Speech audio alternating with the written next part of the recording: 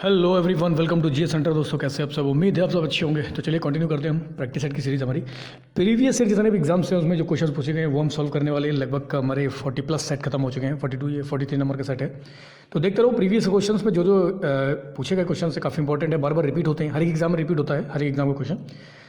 तो इसी तरीके से लगातार लगाते रहो। डेली एक प्रैक्टिस सेट लगाएंगे। लगभग 25 के आसपास क्वेश्चन रहते हैं, 20 से 25 के बीच में।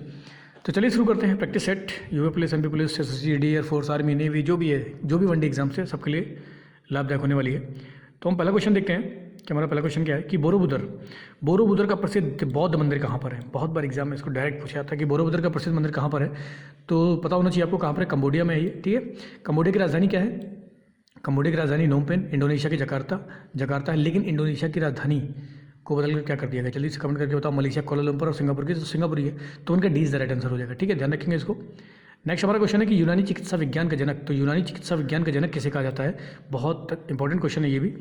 तो ये आपका हिपोक्रेटिस। तो हिपोक्रेटिस को यूनानी चिकित्सा विज्ञान का जनक कहा जाता है। तो 2 का सी इज द राइट आंसर हो जाएगा, ठीक है। ध्यान रखना है इसको। आगे हम बात करते हैं कि मौर्य साम्राज्य में राजस्व विभाग का अधिकारी। तो देखो आर्ट एंड कल्चर से अगर क्वेश्चन आता है तो मौर्य साम्राज्य, गुप्त साम्राज्य से बहुत सारे क्वेश्चन उठा के देते हैं। तो ध्यान रखो कि मौर्य साम्राज्य में जो राजस्व विभाग का जो अधिकारी हुआ करता था उसको क्या बोलते थे? उसको जल्दी बताइए क्या बोलते थे? उसको समाहर्ता बोलते थे। क्या बोलते थे? समाहर्ता। कोषाध्यक्ष तो कोष को संभालते थे। तो ध्यान रखेंगे। 3 का ए इज द राइट आंसर हो जाएगा। नेक्स्ट हमारा क्वेश्चन है कि सुब्रमण्यम चंद्रशेखर को किस क्षेत्र में नोबेल पुरस्कार मिला है? तो किस क्षेत्र में नोबेल पुरस्कार दिया गया है सुब्रमण्यम चंद्रशेखर को? तो ये है आपका भौतिकी। 4 का ए इज द राइट आंसर हो जाएगा। ध्यान रखना है इसको, सुब्रमण्यम चंद्रशेखर को। नेक्स्ट हम क्वेश्चन देखते हैं कि रॉकी पर्वत कहाँ है। तो रॉकी माउंटेन्स कहाँ पर है भाई? यूरोप में, ऑस्ट्रेलिया, एशिया, अफ्रीका में है। तो रॉकी पर्वत कहाँ है? रॉकी माउंटेन्स कहाँ पर है? जल्दी से बताओ, कमेंट करो। तो यहाँ पर ऑप्शन नहीं है भाई, ऑप्शन डिफ़ॉल्ट है यहाँ पर। तो रॉकी माउंटेन जो है ना, ये आपके नॉर्थ अमेरिका में है। कहाँ पर है? उत्तरी अमेरिका में है। यहाँ से ई वाला हो जाएगा। ई क्वेश्चन है none of the above, none of the above, ठीक है। एंटी हो जाएगा। तो ये कहाँ पर है? नॉर्थ अमेरिका में है। कहाँ पर है? नॉर्थ अमेरिका महाद्वीप में पड़ते हैं। कौन से? Rocky mountain. तो 5 पर क्या हो जाएगा? नॉर्थ अमेरिका हो जाएगा। इसमें से ऑप्शन से एक भी नहीं दिए हुए हैं, ठीक है। ये हो जाएगा नन ऑफ द एबव।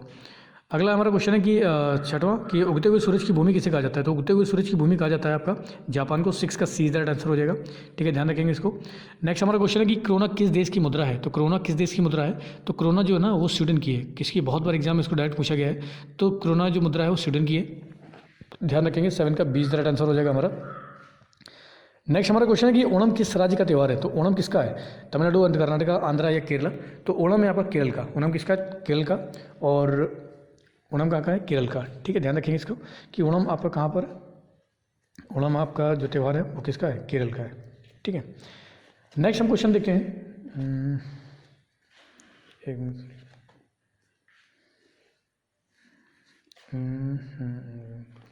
ठीक है, ओणम कहाँ का है? केरल का, ठीक है। तो इसको ध्यान रखेंगे। अगला हम क्वेश्चन देखते हैं कि सबसे बड़ी नदी कौन सी है? तो सबसे बड़ी नदी अगर देखा जाए तो ये आपकी नील नदी है। कहाँ पर है? नील। और नील नदी कहाँ बहती है? मिस्र में बहती है। अमेजोन की अगर हम यहाँ पर बात कर रहे हैं तो अमेजोन नदी मतलब कि जल धारण क्षमता के हिसाब से दुनिया में सबसे बड़ी नदी है। कौन सी? अमेजोन, ठीक है। लेकिन अगर बोला जाए दुनिया की सबसे बड़ी नदी कौन सी है तो नील नदी है, ठीक है।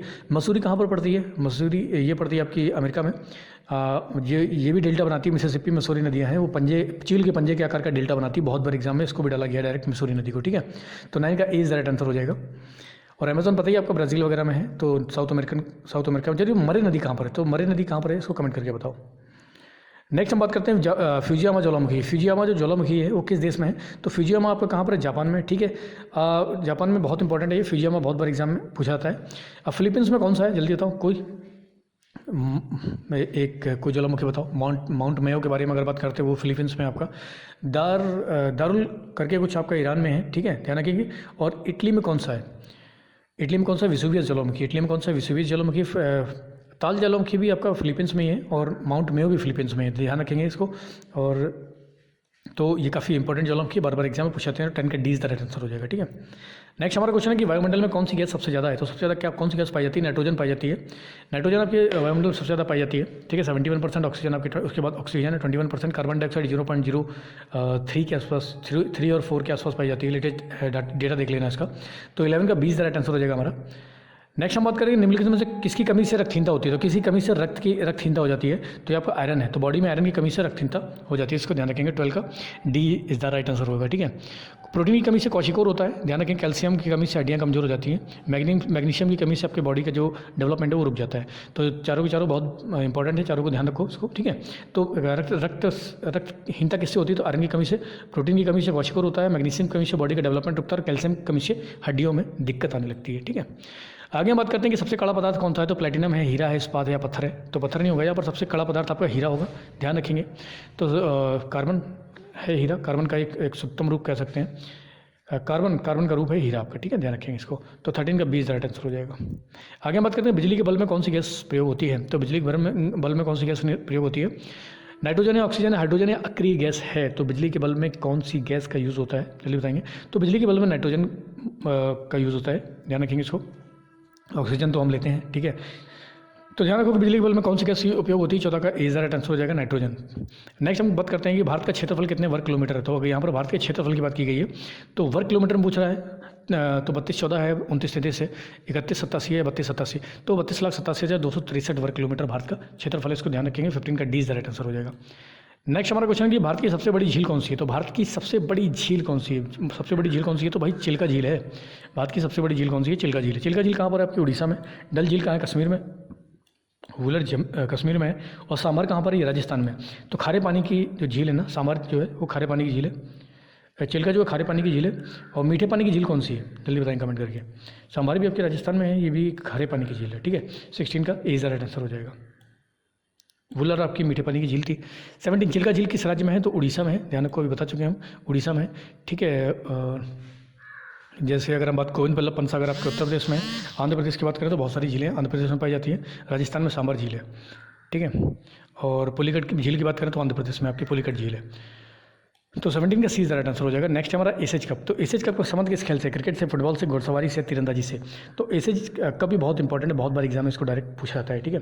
तो एसएच कप आपका पता ही होगा, क्रिकेट से ही है। तो 18 का ए राइट आंसर हो जाएगा, ठीक है।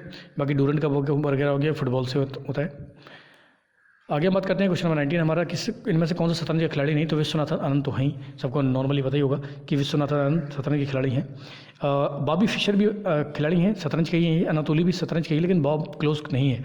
तो बॉब क्लोज किसके हैं भाई? शतरंज के नहीं तो किसके? कमेंट करके बता चलिए। 19 का डी राइट आंसर हो जाएगा। ऐसे क्वेश्चन एग्जाम में दे देते हैं, ध्यान रखो, इसलिए हमको हर चीज़ के लिए तैयार रहना है। ये प्रीवियस एग्जाम में क्वेश्चन पूछे गए हैं। नेक्स्ट हमारा क्वेश्चन आ रहा है, ये भी पूछा गया है कि सूर्य और तारों की ऊर्जा का स्रोत क्या है। तो सूर्य और तारों की ऊर्जा का स्रोत क्या होता है? आपकी संलयन या विखंडन? तो बताइए भाई, सूरज और तारों को जो ऊर्जा मिलती है उसका जो स्रोत होता है वो नाभिकीय संलयन होता है, ना कि विखंडन होता है, ठीक है। हाइड्रोजन बम जो होता है ना, नाभिकीय संलयन पे काम करता है, और नाभिकीय विखंडन पर परमाणु बम काम करता है, ध्यान रखेंगे। विद्युत में नाइट्रोजन भरी होती है। बस 20 का डी राइट आंसर हो जाएगा हमारा। किस पे? विखंडन पे, सॉरी संलयन पे काम करते हैं। अगला कि जल का घनत्व किस तापमान पर सबसे अधिक होता है? तो 4 पर, -4 पर, 0 पर या -273 पर। तो 4 डिग्री सेल्सियस पर जल का घनत्व सबसे अधिक होता है। तो 21 का ए राइट आंसर हो जाएगा। नेक्स्ट हमारा क्वेश्चन है कि प्रकाश वर्ष किसकी इकाई है। तो प्रकाश वर्ष किसकी है? प्रकाश तीव्रता की है, दूरी की है, द्रव्यमान या समय की है। तो बोलते नहीं कि इतना लाइट ईयर, कोई भी डिस्टेंस को हम लाइट ईयर में मापते हैं, तो समय किसकी, क्या समय की मापक है या दूरी की है? प्रकाश वर्ष। तो प्रकाश वर्ष दूरी की मापक है, इतना दूर है, इतना लाइट ईयर हमसे कोई चीज़ दूर है। तो 22 का सी राइट आंसर हो जाएगा। नेक्स्ट हमारा क्वेश्चन है कि एटलस पर्वत कहाँ पर है भाई।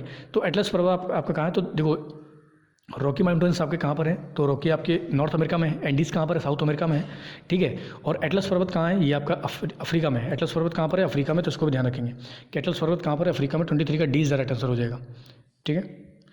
नेक्स्ट हमारा क्वेश्चन है कि वृंदावन गार्डन कहाँ स्थित है। तो वृंदावन गार्डन कहाँ स्थित है? वृंदावन के नाम से ना बच्चे बहुत ज़्यादा कंफ्यूज हो सकते हैं कि वृंदावन कहाँ पर है।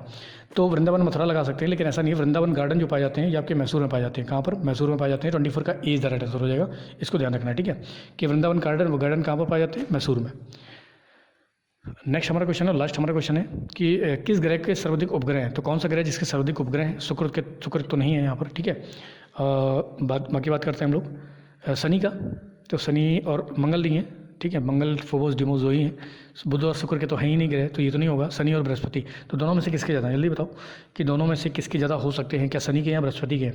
तो अगर देखा जाए तो जो सैटर्न है, सैटर्न की शायद इस समय के हिसाब से शनि के सर्वाधिक उपग्रह हैं। तो 25 का 20 राइट आंसर हो जाएगा हमारा, ठीक है। ध्यान रखो, तो ये बार बार एग्जाम में रिपीट हुए क्वेश्चन से बहुत बार एग्जाम में पूछे जाते हैं, तो लगातार इसको रिवीजन करो, क्योंकि छोटे एग्जाम भी बहुत ज़्यादा देखने में छोटे लग रहे हैं, लेकिन घाव करे गंभीर। तो इसलिए छोटे एग्जाम जो नॉर्मल वनडे एग्जाम्स के लिए काफ़ी इंपॉर्टेंट होते हैं क्वेश्चन, तो इसको देखो, एक दो बार देख लो, रिवीजन कर लो, बस इतना बहुत है। तो चलिए लगातार पढ़ाई कीजिए, लगातार मेहनत कीजिए, आज के लिए इतना बहुत है। जय हिंद।